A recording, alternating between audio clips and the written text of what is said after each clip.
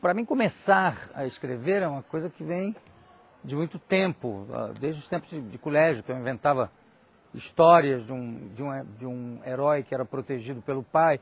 Isso coisa de menino de 14 anos, de 13, 14 anos. Depois, claro, escrever para a televisão, escrever A Família Trapo, que era uma comédia de situação, e também peças em um ato de teatro, mas sempre mais voltado, mais virado para o diálogo e para coisas curtas. Depois eu escrevi também páginas de humor, tanto na Veja, quanto no Jornal o Globo, na Folha de São Paulo. Mas para escrever um romance era uma coisa que eu sempre tinha um pouco de receio, talvez por ter um respeito muito grande pela literatura, né, e pelo romance. Até que um dia o Rubem Fonseca, o Zé Rubem, eu falando com ele que eu tinha tido uma ideia que ele podia transformar num livro bem interessante, contei a história para ele, que a história já estava pronta na minha cabeça, no caso era o Xangô. Ele falou, não, tá, é ótimo, mas está pronto, você é que vai escrever. Eu falei, um romance, como é que eu vou escrever? Não, senta, escreve, vai me mandando, eu vou te falando como é que tá, etc. E aí surgiu o primeiro livro. Quando eu percebi que com o humor, que é a minha ferramenta principal, dava para eu escrever sobre qualquer tema, sobre qualquer assunto, aí continuei. Porque escrever para mim é uma coisa muito lúdica, é uma grande brincadeira no melhor sentido da palavra. Como uma criança, quando ela está brincando, você não consegue arrastar ela dali, nem para tomar banho, nem para comer, nem para nada. Deixa eu terminar isso aqui antes. Eu acho que quando eu escrevo, aliás, em toda atividade artística eu acho que acontece isso, a gente se diverte fazendo, né? Inclusive até como ator, eu acho que em francês e em inglês é que a palavra é mais perfeita, que é jouer, ou to play, né? Quer dizer, brincar de, jouer un rôle, fazer de conta que está fazendo o Hamlet. Não ser o Hamlet, senão você tinha que morrer toda noite. E esse princípio do prazer, eu acho que se estende para toda atividade artística. E, inclusive, no meu caso, para a literatura. Claro que com momentos de sofrimento, com momentos de dificuldade, mas que fazem parte do prazer também. De você vencer uma situação, de você conseguir quebrar um impasse. Então, para mim, escrever tem muito isso.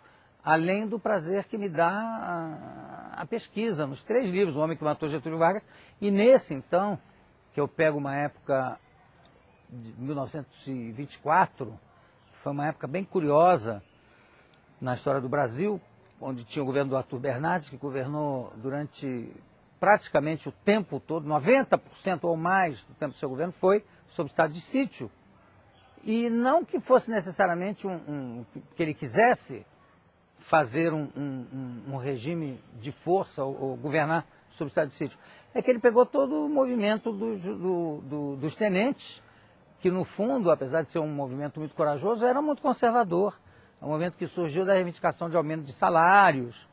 E então ele foi obrigado a governar sob estado de sítio.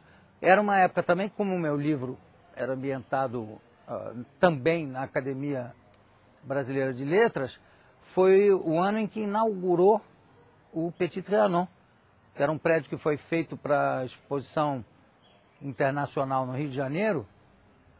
Foi um prédio que foi feito pelos franceses, né, pelo governo da França, que depois doou esse prédio, o Petit Trianon, que era uma réplica em pequena escala do Palácio do Trianon, doou para a academia. Foi a primeira vez que a academia teve uma sede própria, um lugar realmente até de importância para poder exercer as suas funções. Então eu digo, essa época para mim está ótima. Foi a época que se projetou o Cristo Redentor. E aí eu também me divirto muito quando eu pesquiso sobre essas coisas, que aí eu fui ver alguns outros projetos de desenho da estátua do Cristo Redentor, que são hilárias. Tem uma com o Cristo, com a cruz, uma cruz imensa, segurando a cruz na mão, assim, ó, a cruz apoiada nele. Enfim, uma série de esboços absolutamente surrealistas. Eu acho que ganhou realmente o melhor projeto, inclusive o mais econômico que fizeram. Então tudo isso para mim, quer dizer, escrever para mim é também uma grande diversão.